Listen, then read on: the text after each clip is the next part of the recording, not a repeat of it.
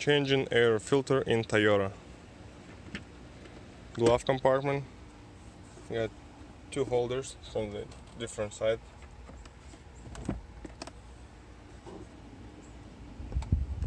One more holder, just take it off.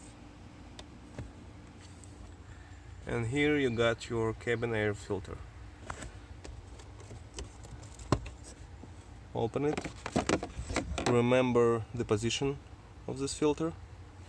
Take it out. You see how dirty it is.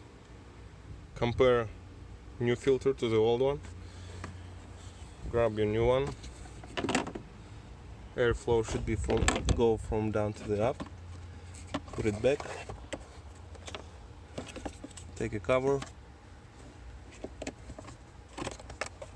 and close it. Connect everything back together how it was before. So I'm taking this bracket.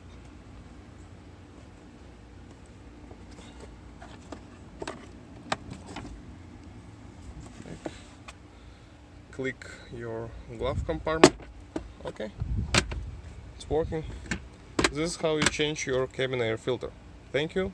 Subscribe to my channel. Goodbye.